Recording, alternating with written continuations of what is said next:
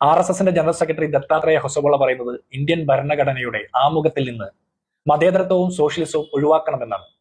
RSSന്റെ നേതാക്കന്മാർ ഈ രാജ്യത്തിന്റെ ഭരണഘടനയെ മാറ്റി മനുസ്മൃതി ഭരണഘടനയായി സ്വീകരിക്കണമെന്നും ദേശീയ പതാക മാറ്റി RSS പതാകയായ ഭഗവത് ധ്വജത്തെ ദേശീയ പതാകയാക്കണമെന്നും പറയുമ്പോഴും ദേശീയ ഗാനത്തെ മാറ്റി ചൊല്ലണമെന്ന് പറയുമ്പോഴുമൊക്കെ നമ്മൾ മനസ്സിലാക്കേണ്ടത് കപട ദേശീയവാദത്തിന്റെ കപട ദേശസ്നേഹത്തിന്റെ മേലങ്കി അണിഞ്ഞുകൊണ്ട് സാധാരണക്കാരുടെ ജീവിതത്തിൽ കലാപകലുഷിതമായിട്ടുള്ള സാഹചര്യങ്ങൾ നിർമ്മിച്ചു നൽകുന്ന ഇവർക്ക് ഈ രാജ്യത്തോടോ രാജ്യത്തിന്റെ ഭരണഘടനയോടോ ദേശീയ പതാകയോടോ ദേശീയ ഗാനത്തോടോ അല്പം പോലും കൂറില്ല എന്ന് വേണം നമ്മൾ മനസ്സിലാക്കാൻ.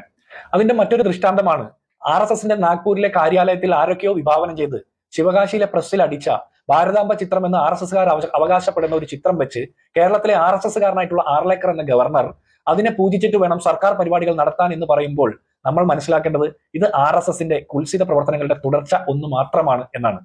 RSSന് ഇന്ത്യൻ ഭരണഘടനയോടുള്ള എതിർപ്പ് പുതിയ കാര്യമൊന്നുമല്ല.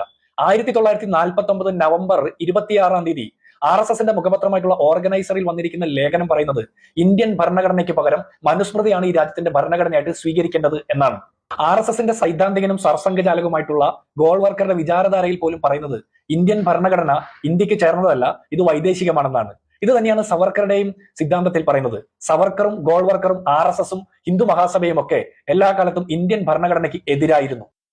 RSS എന്തുകൊണ്ടാണ് മതേതരത്വത്തിനും സമത്വത്തിനും സ്ഥിതി സമത്വവാദത്തിനും നീതിപൂർവകമായിട്ടുള്ള സമൂഹത്തിലെ വിതരണത്തിനും എതിരായിരിക്കുന്നത് എന്ന് മനസ്സിലാക്കുമ്പോൾ നമുക്ക് ഒരു കാര്യം വ്യക്തമാകും. അവർ ഒരിക്കലും ഈ രാജ്യത്തെ മുഴുവൻ പൗര സമൂഹത്തിനും ഒരേ അവകാശം അനുവദിച്ചു കൊടുക്കാൻ തയ്യാറല്ല.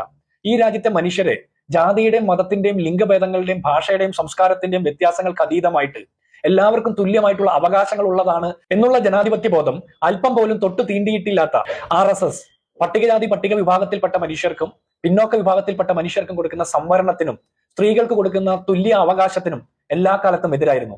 ഈ രാജ്യത്തെ ആദിവാസികളെയും ദളിതരെയും സാധാരണക്കാരെയും സ്ത്രീകളെയും അടക്കം സകല വിഭാഗത്തിൽപ്പെട്ട മനുഷ്യരെ ഒന്നായി കാണുന്ന എല്ലാവർക്കും തുല്യ അവകാശം ഉറപ്പു നൽകുന്ന ഇന്ത്യൻ ഭരണഘടനയ്ക്ക് എതിരായിരിക്കുക എന്നുള്ളത് തന്നെയാണ് RSSന്റെ ആശയപരമായ അടിത്തറയും. അതുകൊണ്ട് തന്നെയാണ് മഹാത്മാഗാന്ധിയും ജവഹർലാൽ നെഹ്റുവും BR അംബേദ്കറും വിഭാവനം ചെയ്ത ഇന്ത്യൻ ഭരണഘടനയ്ക്ക് എല്ലാ കാലത്തും RSS എതിരായിരിക്കുന്നത്. അവർക്കൊരിക്കലും ഗാന്ധിയുടെയും നെഹ്റുവിന്റെയും അംബേദ്കറുടെയും പട്ടേലിന്റെയും ഒക്കെ ഉന്നതമായ ജനാധിപത്യ ബോധത്തെയും സാംസ്കാരിക ബോധത്തെയും ഉൾക്കൊള്ളാൻ പറ്റിയ മാനസിക വികാസം ഉണ്ടായിരുന്നിട്ടില്ല. നമ്മുടെ രാഷ്ട്രപതി മഹാത്മാഗാന്ധിയുടെ കൊലപാതകത്തെ തുടർന്ന് നിരോധിക്കപ്പെട്ട RSSന്റെ നിരോധനം നീക്കപ്പെടുന്നത് 1949 സർദാർ വല്ലഭായ് പട്ടേൽ ആഭ്യന്തര വകുപ്പ് മന്ത്രിയായിരിക്കുന്ന കാലത്താണ്. അന്ന് പട്ടേലിന്റെ മുമ്പിൽ RSS സന്ധി ചെയ്തത് ഇന്ത്യൻ ഭരണഘടനയെ സർവാത്മന ഞങ്ങൾ അംഗീകരിക്കാമെന്നുള്ള ഒറ്റ ഉറപ്പിന്മേലാണ്. ഈ രാജ്യത്തിന്റെ മതനിരപേക്ഷതയെ വെല്ലുവിളിക്കുന്ന ഈ രാജ്യത്തിന്റെ സോഷ്യലിസ്റ്റ് കാഴ്ചപ്പാടിനെ വെല്ലുവിളിക്കുന്ന ഇന്നത്തെ RSS അന്ന് പട്ടേലിന്റെ മുമ്പിൽ ഇന്ത്യൻ ഭരണഘടനയ്ക്ക് മുമ്പിൽ ശിരസ് കുനിച്ചത് കൊണ്ടാണ് ഇന്ന് ഈ രാജ്യത്ത് പ്രവർത്തിക്കാൻ അവർക്ക് സാധിക്കുന്നത്. അതിനുശേഷം പല കാലഘട്ടങ്ങളിൽ RSSും RSSന്റെ സംഘപരിവാർ സംഘടനകളും ഇന്ത്യൻ ഭരണഘടനയെ ഒളിഞ്ഞും തെളിഞ്ഞും ആക്രമിക്കുന്ന നിലപാടുകൾ സ്വീകരിച്ചിട്ടുണ്ട്. 1993 വിശ്വ ഹിന്ദു പരിഷത്തും പിന്നീട് പല കാലഘട്ടങ്ങളിൽ RSSന്റെ പല നേതാക്കന്മാരും 2017 മോഹൻ ഭഗവത്തും അവരുടെ താത്വിക ആചാര്യനായിട്ടുള്ള സുദർശൻ വരെയുള്ള ആളുകൾ ഇന്ത്യൻ ഭരണഘടനയെ തള്ളിപ്പറഞ്ഞ് ആവേശം കൊണ്ടിട്ടുണ്ട്. ഇതോടൊപ്പം നമ്മൾ കൂട്ടി വായിക്കേണ്ടത് 1998-99 കാലഘട്ടത്തിൽ AB വാജ്പേയി ഇന്ത്യയുടെ പ്രധാനമന്ത്രിയായിരിക്കുന്ന സമയത്ത് വെങ്കട ചെല്ലയ്യ കമ്മീഷൻ വെച്ചിരുന്നു ഇന്ത്യൻ ഭരണഘടനയെ പുനഃപരിശോധിക്കാൻ വേണ്ടിയിട്ട്. അതിന്റെ ലക്ഷ്യവും മറ്റൊന്നായിരുന്നില്ല, ഈ രാജ്യത്തിന്റെ ഭരണഘടനയെ തച്ചുടച്ച് തകർത്ത് മനുസ്മൃതിയെ അവരോധിക്കുക എന്നുള്ള ഒറ്റ ലക്ഷ്യം മാത്രമായിരുന്നു.